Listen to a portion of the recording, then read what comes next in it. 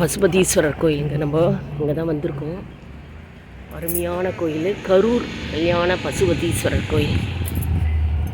இப்போ நம்ம பார்த்துட்டு இருக்கிறது கரூர் பசுபதீஸ்வரர் கோயில், கல்யாண பசுபதீஸ்வரர் கோயிலுங்க. இங்கே தான் நம்ம வந்திருக்கோம். நம்ம பெரும்பாலான கோவில் கரூரில் இருந்தாலும் சரி, மிகவும் மையப்பகுதியில் இந்த கரூர் கல்யாண பசுபதீஸ்வரர் நம் கவனத்தையே ஈர்க்கக்கூடிய ஒரு பிரபலமான அருமையான பிரம்மாண்டமான கோயிலுங்க இது.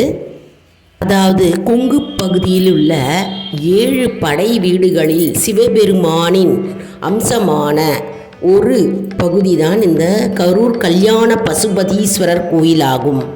இது சுற்றுலா தலமாகவும் விளங்கப்படுகிறது. நிறைய பயணிகள் இங்கே வந்து தங்குவார்கள். இந்த கோவில் ராஜ கோபுரத்தை பாருங்க, பிரம்மாண்டமாக இருக்கும். ஒரு தூணும் பார்த்தா மிகவும் அருமையாக, அந்த சிற்பக்கலையே அவ்வளவு அருமையாக செதுக்கியிருக்கிறார்கள். இது மிகவும் பழமையான கோவில்.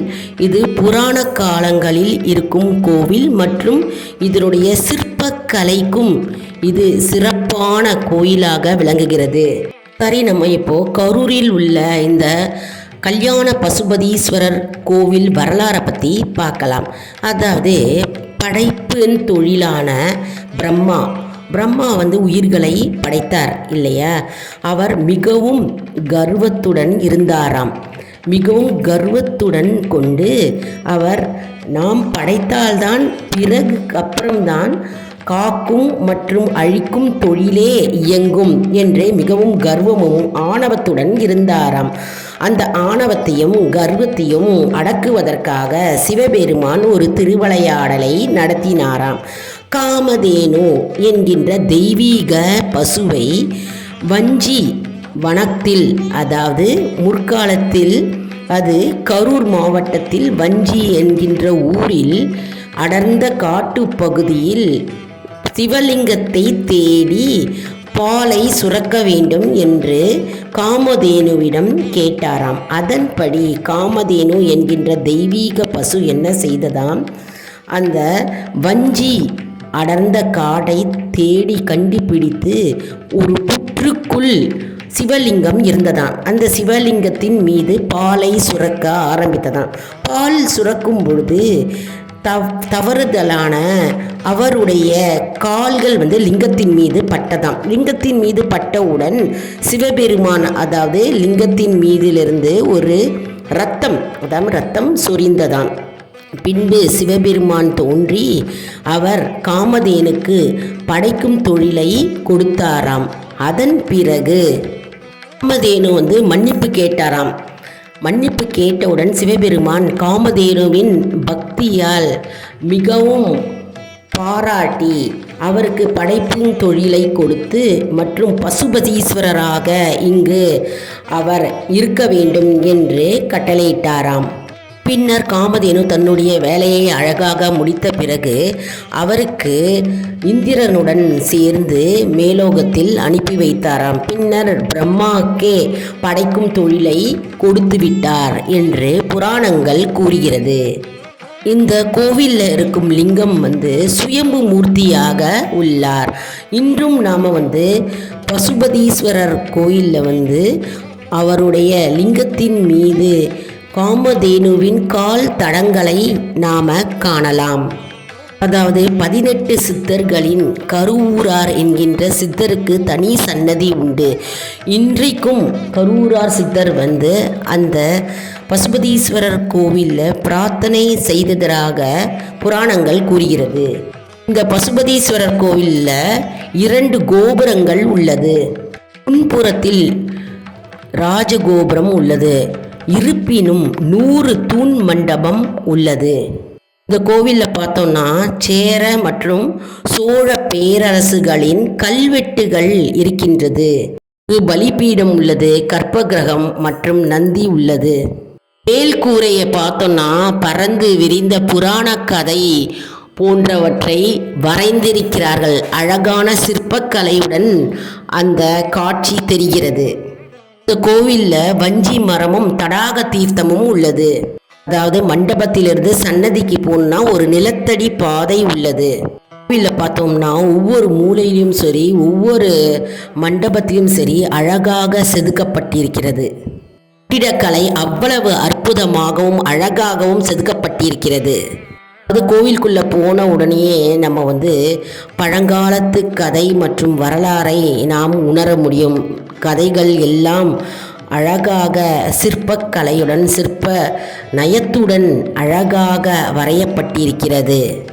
அதாவது ஒவ்வொரு பார்வையாளரையும் ஈர்க்கக்கூடிய சிற்ப நயத்துடன் சிற்பக்கலை அமைந்திருக்கிறது.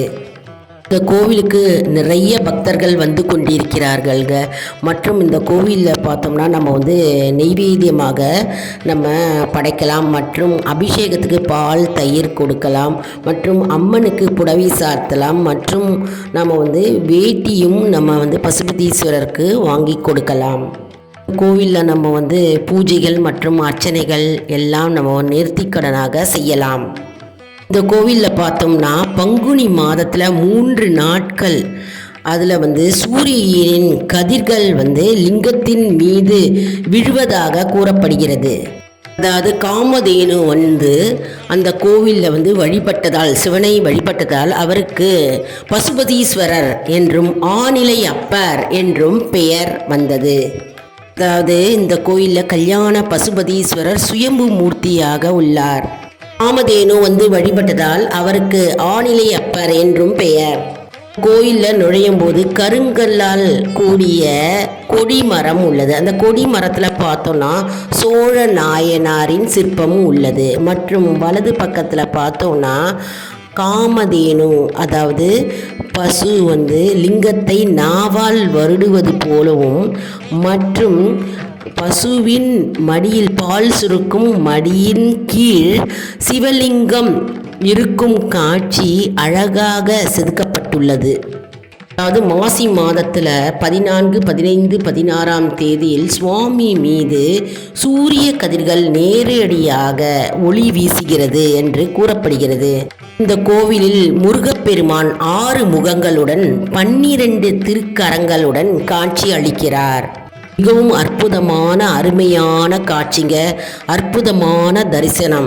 எப்பொழுதெல்லாம் நேரம் கிடைக்குமோ அப்பொழுது இந்த கோவில், அதாவது கரூரில் இருக்குங்க, கரூர் பசுபதீஸ்வரர், கல்யாண பசுபதீஸ்வரர் கோவிலை தரிசிங்கள்.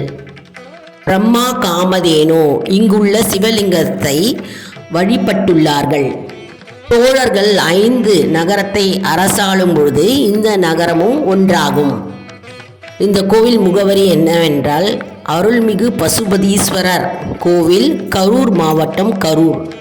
இந்த கோவில் எங்கே அமைந்திருக்கிறது என்றால் கரூர் நகரத்தில் மத்தியில் அமைந்திருக்கிறதுங்க. கோயம்புத்தூர், ஈரோடு, திருச்சியில் இருந்து நிறைய பேருந்துகள் இருக்கிறது. அதாவது கீழ்ப்பகுதி பிரம்மபாகம், நடுப்பகுதி திருமால் பாகம், மேல் பகுதி உத்திர பாகம் என்று மும்மூர்த்திகளின் பாகமாக ஒரு நிலையாக இங்குள்ள இறைவன் காட்சி அளிக்கிறார். மும்மூர்த்திகளின் சேர்ந்த திருமூர்த்தியாக இந்த இறைவன் காட்சி அளிக்கிறார்.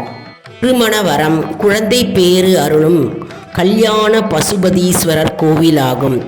நம்ம என்ன வேண்டுதல்கள் இருந்தாலும் இங்கே கல்யாண பசுபதீஸ்வரர் கோவிலில் நம்ம வேண்டிக் கொண்டால் கண்டிப்பாக நிறைவேறும் என்பது நம்பிக்கை. மூலவரின் இடது பாகத்தில் அலங்காரவல்லி மற்றும் சௌந்தரவல்லி ஆகியோருக்கு தனி சன்னதிகள் உள்ளன. இன்னொரு வரலாறு இருக்குங்க. அதாவது முனிவர் ஒருவர் கல்யாண பசுபதீஸ்வரருக்கு பூக்களை சாற்ற வேண்டும் என்று பூக்கூடையை எடுத்து சென்றாராம். அப்பொழுது பூக்கூடையை எடுத்து செல்லும் பொழுது அங்கு சோழ மன்னரின் யானை என்ன செய்ததாம், தட்டிவிட்டதாம். தட்டிவிட்டவுடன் கோபம் அடைந்த நாயனார் என்ன செய்தாராம், தன்னுடைய வாளை கொண்டு யானையின் தும்பிக்கையை வெட்டினாராம். மற்றும் அரசரின் வீரர்களை வெட்டி கொன்றாராம். யானையின் பாகனையும் சேர்ந்து வெட்டி கொன்றாராம். இதை அறிந்த புகழ்ச்சோழ மன்னர் அங்கு தன்னையும் வெட்டி கொள்ளுமாறு நாயனாரிடம் கேட்டாராம். அப்பொழுது சிவபெருமான் உமாதேவியுடன் அங்கு வந்து காட்சி அளித்து மீண்டும் இறந்தவர்களை உயிர்ப்பித்தார். அதாவது இறைவன் மீது பக்தியும் நம்பிக்கையும் வைத்திருப்பவர்களுக்கு இறைவனே நேரில் வந்து காட்சியளித்து அவர்களை காப்பாற்றியுள்ளார். எப்படி அருமையான ஒரு அற்புதமான நிகழ்வு பாருங்க. அதாவது அந்த காலத்தில் நடந்த ஒரு உண்மையான வரலாறு. அதனால் கல்யாண பசுபதீஸ்வரர் கோவில் மிகவும் சிறப்பு வாய்ந்த கோயிலாகும். என்ன அன்பர்களே, இந்த வீடியோ உங்களுக்கு மிகவும் பயனுள்ளதாக இருக்கும் என்று நான் நம்புகிறேன்.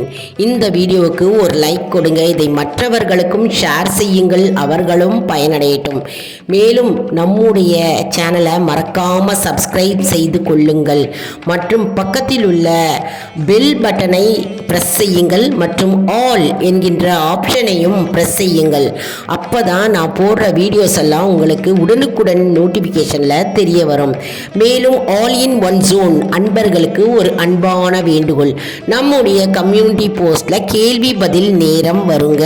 அந்த கேள்விகளுக்கு பதில் தாங்க. இதன் மூலம் நமக்கு ஒரு ஊக்கமாகவே அமையும். இது சப்ஸ்கிரைப் செய்தவர்களுக்கு மட்டுமே தெரிய வரும். இது நமக்கு ஆன்மீக பயணம் எப்படி இருக்கிறது நாம் தெரிந்து கொள்ளலாம்.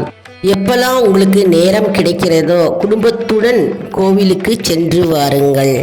நீங்கள் இந்த கோவிலுக்கு போயிருக்கீங்களா இல்லையா என்பதை கமெண்ட் செக்ஷனில் தெரிவிங்க. நாங்களும் தெரிந்து கொள்கிறோம். அடுத்த வீடியோவில் வேறொரு தலைப்புடன் உங்களை வந்து சந்திக்கிறேன். நன்றி, வணக்கம்.